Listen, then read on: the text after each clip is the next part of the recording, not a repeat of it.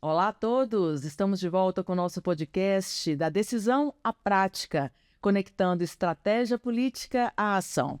E hoje nós vamos iniciar o nosso segundo episódio. No primeiro, demos uma pincelada a tudo o que se referia à reforma administrativa que começou a ser discutida e tramitar no Congresso. Nesse segundo episódio, nós vamos fazer um apanhado sobre o histórico das reformas administrativas no Brasil, sobre a tramitação e regimento da reforma administrativa e também sobre o contexto político da reforma. E para quem está chegando agora, eu vou me apresentar. Eu sou Juliana Neiva, jornalista e sócia-diretora da Êxito Public Affairs. Bom, Tarlen, vamos lá. Me diz uma coisa, como é que a gente pode chamar a atenção para o primeiro ponto dessa tramitação da reforma? Olá, pessoal.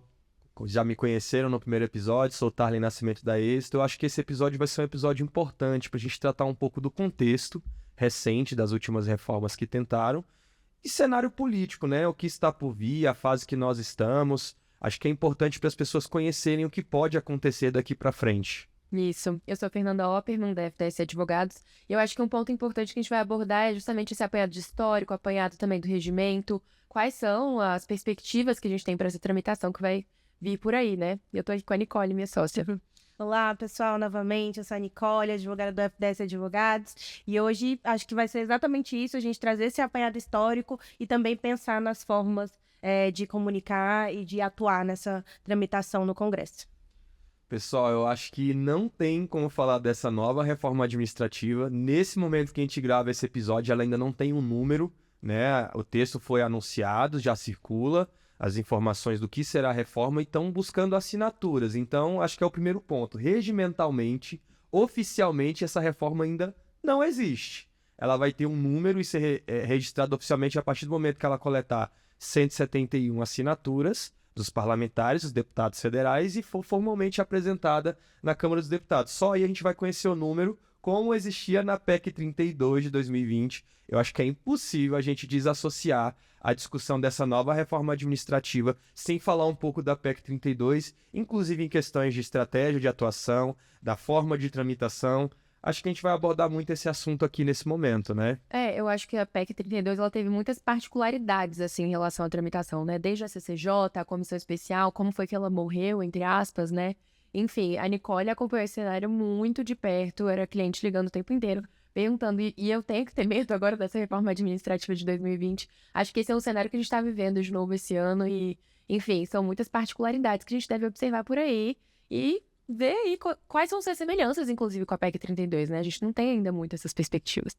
Exato, acho que a gente tem que contabilizar todo esse histórico até para saber como se mobilizar, né? A PEC 32 realmente foi uma experiência traumática, porque veio um texto completamente ali, mais uma vez, sem diálogo, sem qualquer comunicação. Então, muito do que a gente falou também no episódio anterior, dessa ausência de diálogo. E aí, quando veio a PEC 32, como que a gente vai se mobilizar agora, em cima da hora? Como é que a gente faz para não fazer com que esse projeto tramite de última hora? A gente tem que fazer uma nota técnica, quais materiais a gente tem que preparar, como que a gente se comunica com os parlamentares, como que a gente consegue, de fato, fazer essa mobilização de uma PEC que ali era realmente um ataque, né, à estabilidade dos servidores públicos. Então, quando a gente vem assim, dos últimos históricos, a gente realmente percebe a importância das entidades se mobilizando, e aí a gente também vê que tiveram várias, não foi só a PEC 32, mas se a gente para olhar ali até no judiciário histórico, por exemplo, da última ADI 2135, que fala ali do regime jurídico único, mas de uma emenda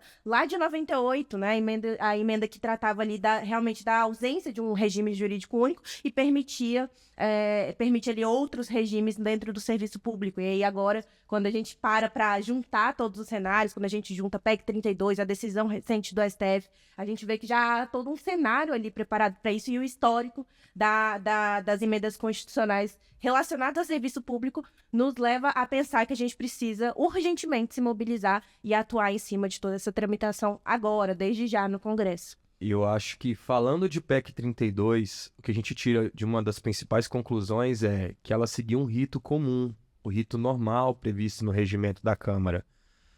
Ele se desassocia um pouco do regimento interno do Senado, são ritos completamente diferentes. Na Câmara, obrigatoriamente, uma PEC, quando é apresentada, ela tem que passar pela Comissão de Constituição e Justiça para ver se aquele texto apresentado não viola eventualmente cláusulas pétreas que já existam na Constituição, criadas pelo legislador constituinte, quem criou a Constituição, em uma palavra mais clara, e logo em seguida ela é encaminhada para uma comissão especial, Exato. Que foi onde ela morreu. que foi aonde a PEC 32 morreu, porque é nessa fase que você discute a possibilidade de alterar o mérito, fazer ajustes no texto, é a fase que se apresenta emendas, é a fase que se aprofunda as discussões, e a gente percebeu que a PEC 32 ela tinha um texto tão negativo para o servidor público que no decorrer da tramitação foi perdendo força, a vontade política se enfraqueceu para aprovar. Ela até foi aprovada na comissão especial, mas eu me recordo, estava lá à época,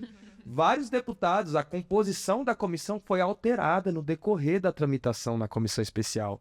Parlamentares mais liberais e pró-reformas foram entrando no lugar de parlamentares que começaram a se manifestar contra ou não publicar seu voto favorável. Então, acho que a PEC 32 foi um case de como segurar, como barrar uma proposta que, de fato, enfraqueça o serviço público e o atendimento ao cidadão, que também vai ser muito impactado se uma reforma administrativa que penaliza o servidor público venha a ser aprovada no Congresso Nacional. Com certeza. Eu acho que, assim, o que a gente tem percebido nesse novo texto e nessa tramitação desse ano é um regime completamente diferente do que a gente viu anteriormente, né? Que, inclusive, não diria que respeita integralmente o regimento interno pelos pontos que você falou. Dessa questão de passar por uma comissão, dessa questão que a gente tem escutado muito que vai direto a plenário, em que você pode suprimir partes do texto, mas você não pode alterar o texto em si. Então, todo esse espaço da comissão que é tão importante dentro do regimento para um aprofundamento, de fato, da matéria que está sendo discutida, e é por isso que existe uma comissão especial, né? Que é uma matéria extra específica, assim, muito específica, muito relevante, muito importante, afeta todos os brasileiros. Então, assim, é um pouco chocante, né? A gente perceber esse processo tão célere para um assunto tão impactante para todo mundo. Muito sensível, né? Isso choca porque é a premissa, como você disse no episódio anterior, que a gente vem conversando tanto, que é uma premissa da democracia, que é o diálogo. É o que legitima a norma, né? Exato, que é o diálogo, né, entre os setores, entre o parlamento e a sociedade. E as comissões foram criadas, estão no regimento da Câmara e do Senado, do Congresso, para isso, para ser um espaço de debate entre a sociedade civil, entre o parlamento, para que sejam ouvidos, né, para esses setores sejam ouvidos pelo parlamento. E eles quererem suprimir esse espaço, né, de diálogo. Então, isso chama muita atenção, né? E eu acho que tem um ponto muito específico sobre essa reforma como um todo. Quando você apresenta essa reforma e tenta levá-la até o plenário diretamente, você corta a fase de comissão especial, como eu falei, é onde se aprimora o texto. Se seguir esse rito de tramitação assodado, o que vai impactar você não pode aprimorar texto, você só tem uma decisão de eventualmente suprimir um pedaço ou outro, que pode gerar muita insegurança jurídica e a judicialização no futuro, né, Nicole? Você que acompanha muito de perto essa parte de judicialização. Não, com certeza. Acho que as entidades têm que ficar muito preocupadas, né? Exatamente, já se antever e estar participando ali da movimentação desde agora no Legislativo, mas também pensar em medidas tanto para tentar impedir durante ali o trâmite legislativo, que é permitido, tem possibilidade da gente atuar judicialmente ali para tentar impedir algum trâmite legislativo, mas principalmente depois para questionar a constitucionalidade dessa norma, caso a gente identifique que provavelmente vão ter ali muitos pontos para ter uma assessoria jurídica realmente dedicada a entender quais pontos a gente pode ter ali inconstitucionalidades para que a gente questione isso realmente no judiciário. E o papel do judiciário vai ser justamente esse, de fazer ali a análise da Constituição, ver quais são os pontos realmente que esbarram em cláusulas pétreas, que esbarram em dispositivos da Constituição, e a importância de ter as entidades ali presentes no judiciário também, atuando como amigos curi, como terceiros interessados, ou até mesmo realmente como a entidade que vai dar início àquela discussão no judiciário. E aí a importância também de se unir, que é o que a gente falou bastante também no episódio, que acho que uma entidade só lutando tem pouca força, mas se a gente une várias entidades com um objetivo em comum, a gente consegue ter essa proporção tão grande quanto os parlamentares do Congresso, é o que a gente viu muito nesse histórico que a gente comentou aqui. E eu acho desculpa, Fernanda, mas eu acho que essa união tem que começar logo, porque o debate no parlamento é o legítimo, né? Tá avançado, né? Isso, e é o legítimo antes de chegar no judiciário, né? O tapete, o campo, o espaço para se debater uma reforma é no parlamento. Até pela própria repartição dos poderes, né? É isso que eu ia comentar, justamente isso. Eu acho que, assim, dentro do nosso sistema constitucional, a gente tem algumas etapas de discussão de constitucionalidade. Um dos nossos controles é o controle preventivo, que é exercido pela CCJ. Sim. E, assim, quando a gente pula essa etapa de controle preventivo, e por mais que o controle judicial seja muito importante, mas parte direto para essa etapa, é mais um desgaste, né? É mais um desgaste. Então, se parece até que essa tramitação que estou ventilando, né, que estão prevendo, vai ser célere, vai direto para o plenário, vão suprimir a comissão especial, parece que empurrando o caminho para se judicializar. Sim, até por uma questão de inconstitucionalidade formal, né? O procedimento não foi... Eu acho que é isso. Enquanto o caminho natural de uma matéria tão importante como você falou, Fernanda, é um debate no parlamento, é pela natureza. Para depois falar, mas o judiciário está querendo legislar, está querendo interferir numa matéria do parlamento, enquanto não, todos querem discutir isso lá, na Câmara, no Senado, no Congresso. Então, por que não seguir o rito que prevê, né, todo o regimento? E o que a sociedade espera, né? O que as entidades esperam? Poder discutir, debater, apontar os pontos frágeis, negociar, vamos debater. Ninguém está fechado a um debate, a uma discussão. Vão para a comissão especial, agora tem que se unir. As entidades têm que estar juntas, têm que procurar, né? E eu acho que essa união que a gente fala talvez seja muito difícil para uma associação, por exemplo, a associação de professores de determinado município. É muito difícil para ela chegar aqui no Congresso, tem custos, contratar eventualmente um escritório, uma assessoria política para auxiliar os trabalhos, mas elas podem se unir. Talvez se todos os servidores de um município se unam, eles podem eventualmente fazer esse trabalho em Brasília. E eu acho que um dos pontos mais relevantes, a gente falou aqui muito de judicialização, mas a gente está no momento anterior a essa norma ser inserida no ordenamento jurídico. Então, em tese, hoje ela ainda não existe. O foco tem que ser aqui, porque quando você já leva para o judiciário, já está impactando a sua vida. Você já tem que demonstrar que há um dano para judicializar aquele ponto. Então, já está te impactando. E eu acho que até falando do direito como um todo, do que a Constituição prevê, do papel da Câmara dos Deputados, a Casa do Povo e do próprio Senado Federal, é a participação democrática da sociedade civil. Houve a instalação de um grupo de trabalho, a gente está aqui falando nesse momento da norma já existindo, mas para o servidor que ainda não tem nenhum conhecimento do que estava acontecendo, ou acompanhou muito por cima nas notícias, primeiro foi determinado um grupo de trabalho que está se reunindo desde o primeiro semestre. Muitas dessas reuniões foram feitas a portas fechadas. As que foram abertas foram algumas audiências públicas com várias entidades, com entidades que representantes do servidor público, algumas do setor produtivo, e ali audiências públicas, cada um tendo 2 ou 3 minutos para falar. E não se aprofundou no debate do texto. O texto não era conhecido por todos. Então, no meu ponto de vista, inicialmente já violou. Tinha o texto, né? Exatamente. Quem tinha esse texto? Quem debateu? De onde surgiu esses relatórios de, assim, somando páginas, mais de 500 páginas? Entre PEC, projeto de lei complementar, o resultado desse grupo de trabalho. Esse texto foi trabalhado a muitas mãos, mas sem a participação da sociedade civil. No meu ponto de vista, já violou as normas do processo legislativo como um todo, com a participação democrática e da sociedade civil. Acho que talvez seja a mesma visão que vocês tenham. Com certeza, assim, um ponto que eu acho que foi muito impactante, pelo menos para mim, né, enquanto, assim, quem participa de fato desse dia a dia, foi ver na comissão especial que o texto que foi debatido pelas entidades foi narrado pelo relator, ele não foi disponibilizado. Então, as pessoas não tinham esse acesso. Sim. Foi narrado em tópicos, assim, vai ter questão da avaliação de desempenho, da modernização.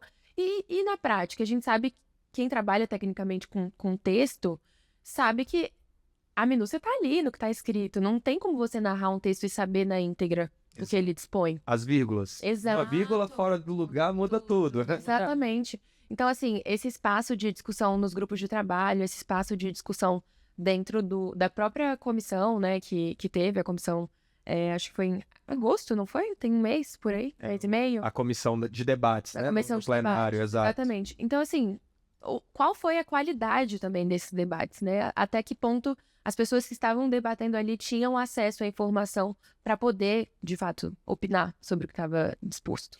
Eu me recordo que na comissão geral, foi essa sessão de debates no plenário da Câmara, o pessoal do Fonacat fez essa dura crítica justamente ao que estamos discutindo aqui.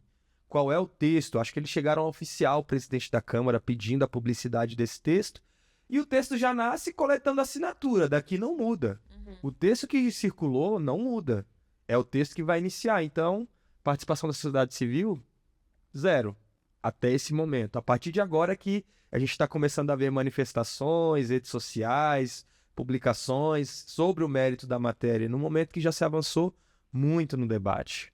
Exato. E agora a gente já tem uma ideia, né, do que essa falta de diálogo causou a se ver pelas primeiras propostas que a gente já está debatendo ali. Como a gente falou muito também, a Ju tocou no episódio anterior, foram ali algumas pautas que foram colocadas na mídia para chamar a atenção e convencer, né, a opinião pública, né? Exatamente, mas agora a gente já tem uma ideia também das outras pautas que afetam de fato a prestação de serviço público, afetam o dia a dia do servidor público. A gente pode falar do teletrabalho, a gente pode falar também dos direitos previdenciários, porque parece que não, mas essa proposta toca ali em direitos previdenciários. A gente pode falar de questões como, por exemplo, as férias, a gente pode falar da precarização dos vínculos. Então, são várias questões ali que afetam os servidores federais, municipais, estaduais, como a gente já falou. Então, daí a importância também da gente se mobilizar nas mídias e estar muito presente nesse debate, né? Agora pressionar, né? Acho que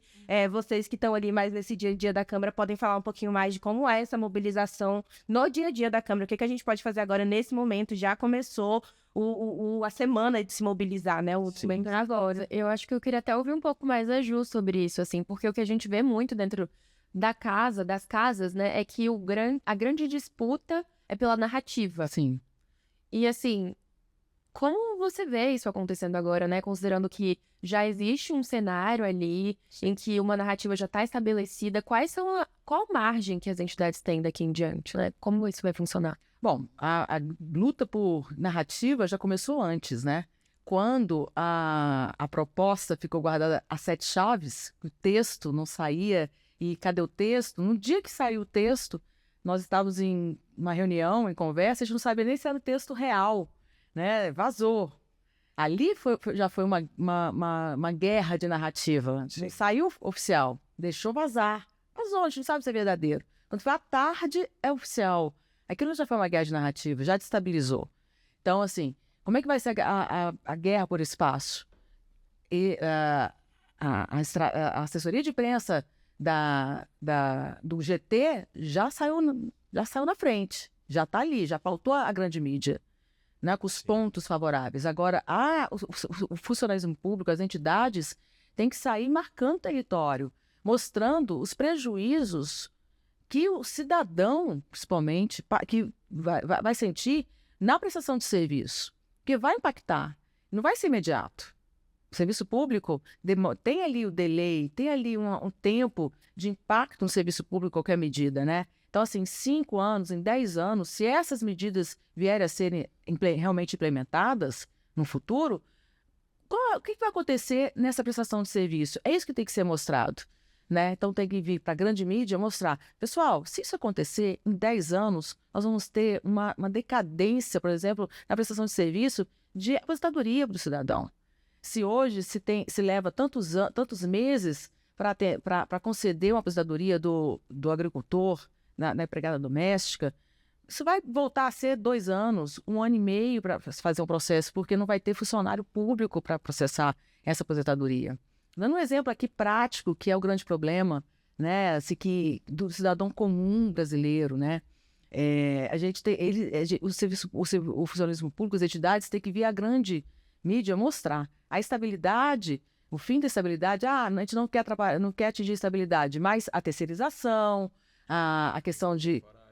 Oi? Vínculo O temporário. vínculo temporário, isso tudo, indiretamente, foi uma forma de atingir a estabilidade, não afirmando que é a estabilidade, mas a longo prazo, a médio e longo prazo, é diretamente a estabilidade. Então a pessoa fala, epa, eu vou estudar muito, eu vou ficar preso a uma carreira que eu posso a qualquer momento ser mandado embora, Sim. né? De uma forma frágil. Então ele não vai investir nessa carreira, eu vou para a iniciativa privada, que eu vou ganhar mais, eu vou ter um plano de carreira melhor e tal. Então tem que ir à grande mídia. As redes sociais, trabalhar muito com redes sociais, se mobilizar, fazer um trabalho nas suas bases estaduais, trabalhar com seus parlamentares, fazer os materiais direcionados aos seus parlamentares, traduzir esses pontos mais profundos da reforma que vão atingir o cidadão, né? Acho que a grande chave disso tudo é o que muda na vida do servidor que vai atingir o cidadão. Porque não é a sua vida do servidor salarial só que impacta. Porque o servidor público que ganha um salário por mês, como diz o nome, é um servidor público que presta um serviço ao cidadão brasileiro. Então, o que vai mudar na vida do cidadão? Isso tem que ser dito, traduzido para o parlamentar da sua base lá do Estado, que vai trabalhar com o seu parlamentar federal e mobilizar. Então, materiais, nas redes sociais, materiais físicos e mobilização.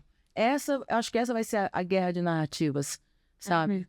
Eu acho que agora, focando um pouco em cenário político, eu quero ver como vai ser a posição do governo em relação a essa proposta. E levando em consideração a eleição do ano que vem. Nós não estamos no começo de uma gestão, né? A gente está há um ano de uma eleição. A PEC 32 também foi muito barrada em razão da proximidade com as eleições. E em relação ao governo, como eu tinha tocado anteriormente nesse ponto, a gente percebe que há algumas falas da própria ministra Esther, no ponto que participou da construção dessa reforma, mas a gente vê que tem muitos pontos prejudiciais e ela mesma já questionou, por exemplo, o pagamento da bonificação em relação ao desempenho do servidor, que não há recurso para isso, que muitos estados e municípios não têm recurso para isso e que eles vão ter que pedir dinheiro à União para poder fazer esses pagamentos, caso seja aprovado. Então a gente vê uma reforma em que o Poder Executivo afirma que participou da construção, mas ele também já questiona alguns pontos. E outro ponto muito importante, o Pacto Federativo, a autonomia dos governadores e dos prefeitos em fazer a gestão dos seus servidores, essa reforma transversal em todos os poderes, além do Pacto Federativo, a autonomia dos outros poderes para se gerirem, o próprio judiciário, o próprio legislativo e executivo, cada um tem sua autonomia, isso é muito mais forte na parte do judiciário e do Ministério Público. Se isso não está ferindo algumas cláusulas pétreas da Constituição, acho que são pontos que vão ser debatidos, que estão no cenário e que eventualmente podem impactar a tramitação e o cenário político como um todo, né? Acho que a gente tem que trabalhar esses pontos e debatê-los também. Acho que é isso. Conta essa parte.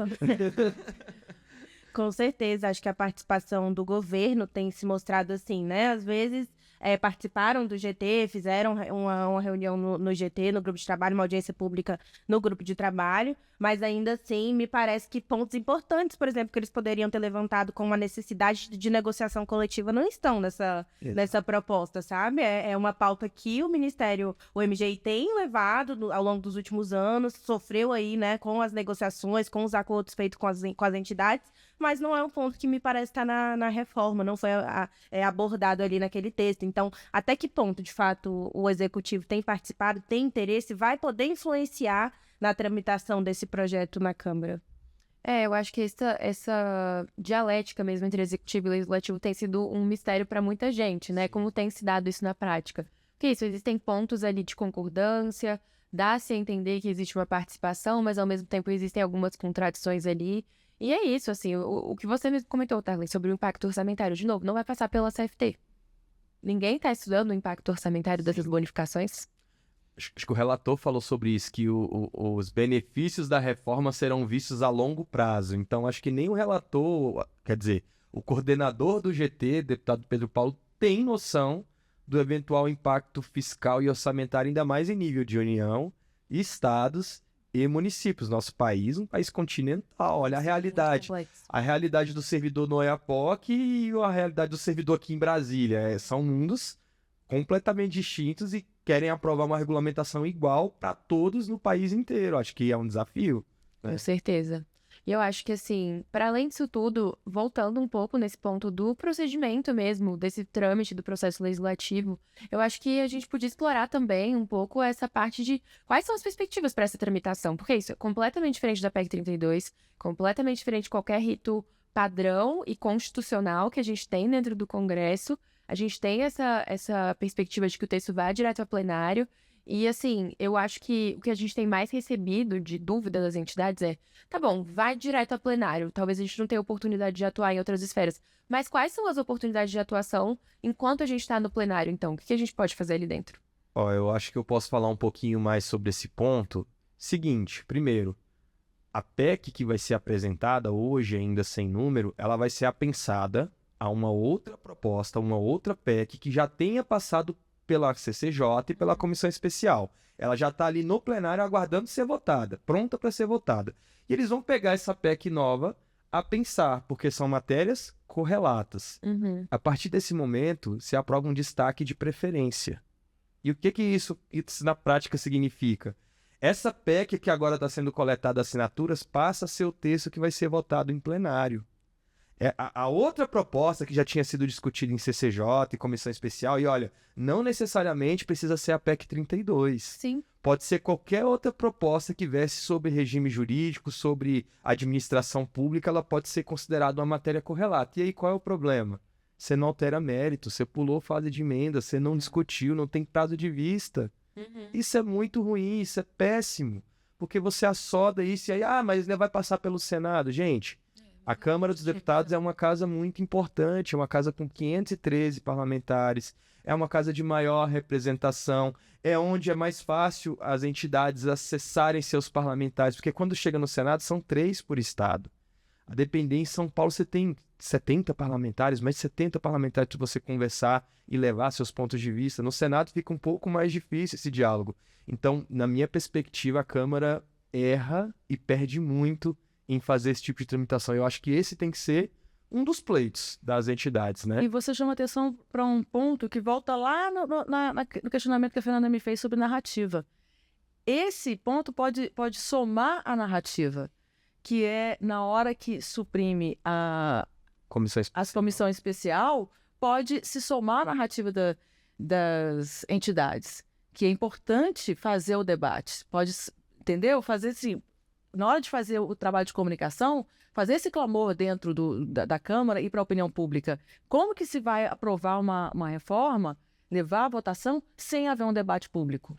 E um debate qualificado. Um debate com escuta, um debate com tempo de fala, um debate com texto. Com todas as esferas do serviço público. De maneira ampla, né? Que é o que a gente não viu em todos os GTs, né? Uma representação tendente a zero dos estados e municípios nas reuniões do GT. Exato. E até da União.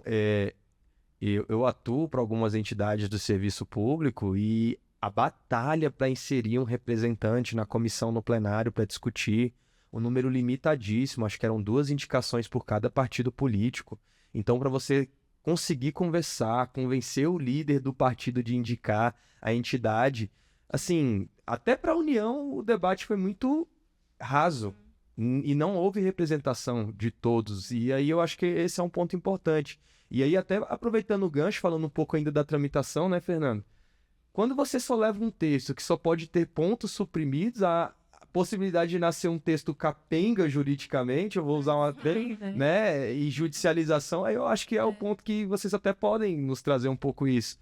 Poxa, suprime um pedaço aqui, outro ali, uma coxa de retalhos. Assim ou não como, né? Exato. Você vai operacionalizar essa reforma.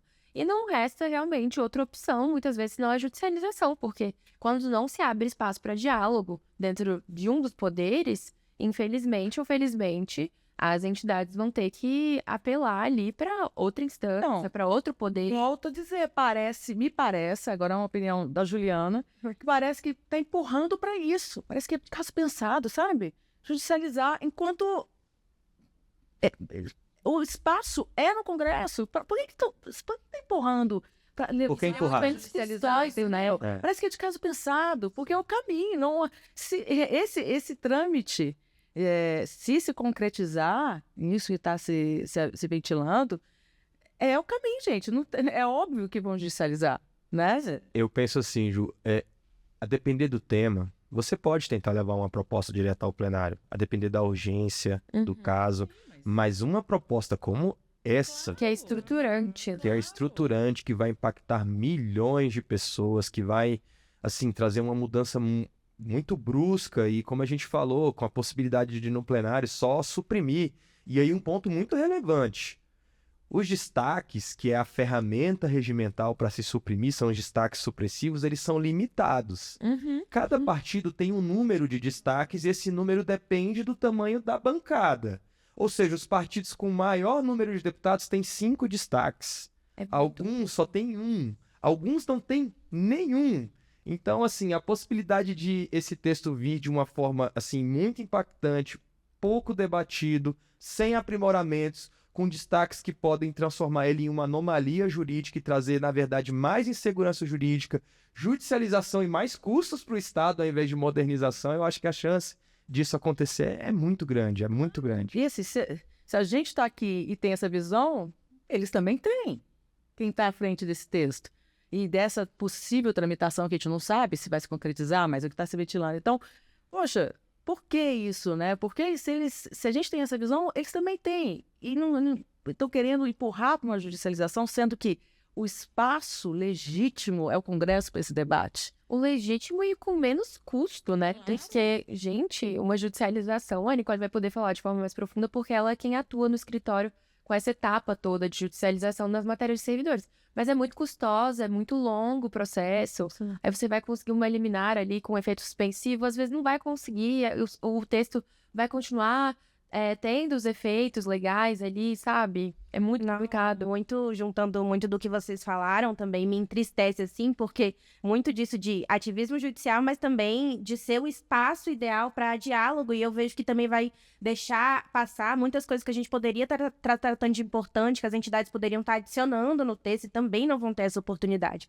A gente está falando aí de uma reforma administrativa que a gente não vê sempre, né? Não é de 2 em 2 anos que se tem uma reforma administrativa, é uma coisa que leva aí realmente anos até que seja implementado, que a gente veja os efeitos, que a gente possa falar, nossa, não, realmente essa proposta aqui não foi o ideal neste momento. Então, realmente é uma coisa burocrática, e aí eu fico pensando, assim, que outras questões tão essenciais deveriam estar sendo tratadas nesse texto, como, por exemplo, a questão do assédio no serviço público, que é uma questão que a gente fala, mas não está no texto.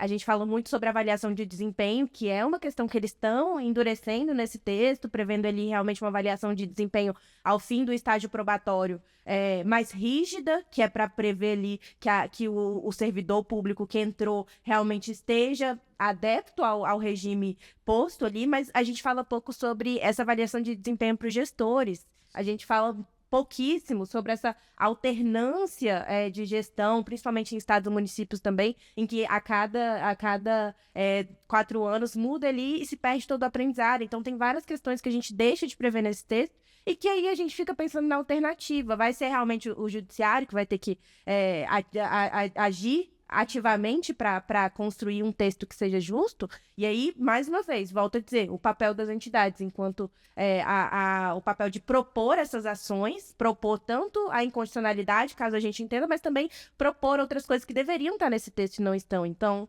é muito desse momento tenso em que a gente tem que manter esse diálogo entre os três poderes ali, o executivo, a gente tem dúvida de como vai atuar junto ao legislativo, um legislativo que não ouve nenhum dos lados, e ao mesmo tempo um judiciário que a gente ainda não sabe como vai se posicionar, principalmente considerando outras decisões, como essa DI 2135 que a gente comentou, que traz aí uma decisão também preocupante do próprio judiciário em relação ao regime jurídico único, né? Então, são vários pontos aí que a gente tem que pensar a longo prazo, pensar na atuação legislativa, mas também em como a gente vai se mobilizar na necessidade de contar com o judiciário. E eu acho que é uma tranquilidade em relação à judicialização, assim, se você percebe que aquela alteração é inconstitucional, que eventualmente ela viola algum direito desse servidor, ele tem todo o direito de judicializar E, como vocês falaram, uma ação coletiva, a depender do tempo, e se não tiver um efeito suspensivo, talvez ela vai ter uma resolução daqui a 10 anos. Até hoje a gente discute algumas coisas focadas na reforma da Previdência feita no governo FHC. Então, por anos se discute essa matéria no judiciário e quais são os efeitos disso. Se não tiver um efeito suspensivo da norma, ela gera passivos enormes que esses servidores nem vão ver. Muitas vezes é pago por precatório, entra numa fila e geram passivos altos que às vezes são criticados pela própria mídia, mas nada mais é do que um direito do servidor de questionar no judiciário. E a gente fala aqui, até questionando a questão do ativismo judicial, o servidor, ele tem o direito de judicializar, se qualquer pessoa, na verdade, tem, né, o direito de judicializar se ele acha que um direito seu foi violado. E o magistrado tem o dever de proferir uma decisão interpretando a norma. Então, Assim provocado. é parte do jogo, né? É obrigado a se pronunciar, né? Então, às vezes, não é uma questão de ativismo, é uma questão de dever do judiciário de se manifestar caso chegue no futuro algum efeito dessa reforma como ação judicial, e é isso.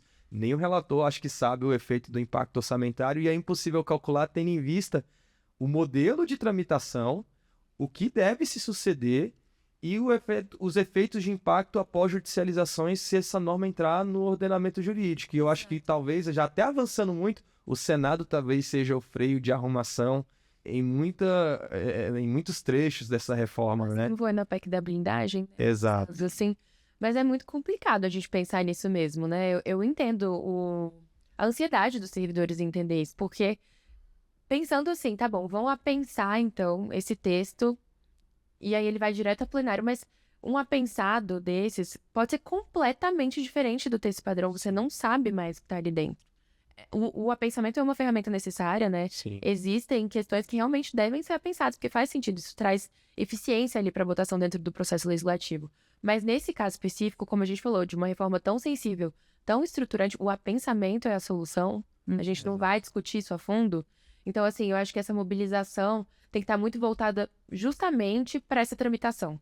A gente vai conseguir pressionar de alguma forma para que essa tramitação ocorra dentro dos ritos devidos, porque é isso, tudo isso é o que a gente tem escutado muito nos corredores, o que a gente vive no nosso dia a dia. Mas dentro desse espaço de mobilização ainda existe um espaço também para uma mudança desse plano, né? Eu acho que esse teste de temperatura, soltando texto, indo para assinatura direto, é também um espaço em que as entidades têm um lapso temporal curto para responder. Sim. Eu acho que, assim, mobilização é algo caro, complexo, trabalhoso. Você não consegue, do nada, colocar uma esplanada cheia de servidores em Brasília para fazer manifestações contra essa reforma. Então, você assodar o debate, encurtar, a pensar, levar direto ao plenário, é justamente para evitar que as entidades consigam se estruturar, se organizar e, assim, até para analisar o texto e ver os potenciais impactos. É muito pequeno o tempo para você conseguir fazer isso, se organizar, se estruturar.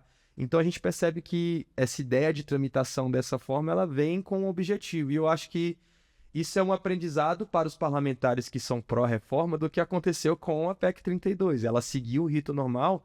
E aí eu acho que o ponto é, nesse momento que a gente grava esse programa, a PEC ainda não existe oficialmente. Sim. Então talvez o mote dos servidores tenha que ser trabalhar contra as assinaturas, conquistar 171 assinaturas, falar com seus parlamentares na base, trabalhar contra a coleta de assinaturas, depois contra a reforma como um todo e subsidiariamente, se ela passar a tramitar, que seja no rito comum. CCJ, comissão especial. Rito justo de debate, né? E eu acho que é importante tratar também, Fernanda, até se a PEC seguir um rito comum, o prazo de emendas. Nossa, isso é muito relevante. O prazo de emendas, gente, não é um prazo em X dias, 15 dias, 20 dias, um mês. São 10 sessões do plenário. E para apresentar uma emenda, não é um deputado sozinho lá e apresentar uma emenda. Tem que coletar 171 assinaturas também. O mesmo número de assinaturas para se apresentar a PEC. Então, o sistema como um todo, até no rito normal, ele é feito para dificultar os emendamentos, apresentar uma emenda para aprimorar o texto. E eu já vi em algumas ocasiões, pela expertise, o tempo que a gente acompanha o Congresso, a Câmara fazer sessões de segunda a sexta, às vezes não vota nada, abre a sessão, ninguém fala e encerra, só para contar o prazo e deixar mais curto esse prazo de apresentação de emendas. Então vejam, até se seguir o rito comum, Já há é um- difícil. já é difícil as entidades apresentar, elas já saem muito atrás na largada em relação a todo o modelo que se adotou até aqui. Daí a importância de ter um material técnico de qualidade para poder passar para esses parlamentares, acho que técnico e também acessível, né? Acessível. Que a gente falou, né? E uma equipe antenada, afinada e com bastante experiência para não perder o time, porque agora é guerra de narrativa e de senso de oportunidade e time. Eu acho que o resumo desse episódio é isso, né? É agilidade, conhecimento, estratégia, porque agora é o tempo, né? É o tempo. E ação. E ação. Ir pro corredor trabalhar, não é só fazer a greve ou paralisar, tem que ir pra Tem que dentro ir. do parlamento. Nossa, Agora a questão Dialogar.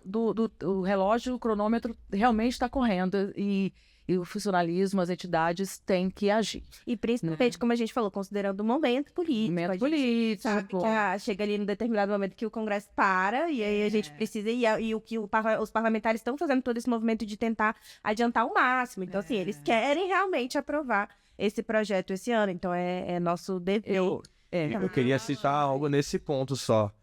O término do ano legislativo é um momento sensível. Uhum. As sessões vão até tarde, se aprovam muitas coisas a toque de caixa, então precisamos permanecer, as entidades precisam permanecer atentas e vigilantes, porque há uma chance desse texto ser aprovado em questão de minutos no plenário, em minutos. É verdade. E você perder a oportunidade. Então, esse final de ano é um momento sensível.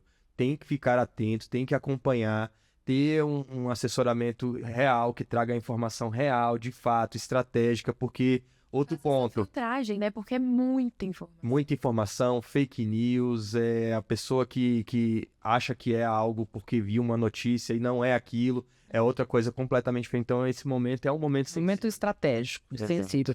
E estamos chegando no final do nosso podcast com informações muito importantes para o nosso público-alvo e para o funcionalismo público. E deixando, acho que para o próximo episódio, eu queria deixar aqui uma proposta para a gente debater, que é tão importante quanto o final do ano legislativo, né? Chegando ao final, que tudo para e tudo pode passar, que é o próximo ano, que é o ano eleitoral, que também acho que impacta muito a tramitação dessa proposta, se souberem trabalhar essa informação. Eu acho que é importante também que entra nessa guerra de narrativas. Sim. Então, eu agradeço muito a presença de vocês, agradeço vocês que estão nos assistindo e até o próximo episódio.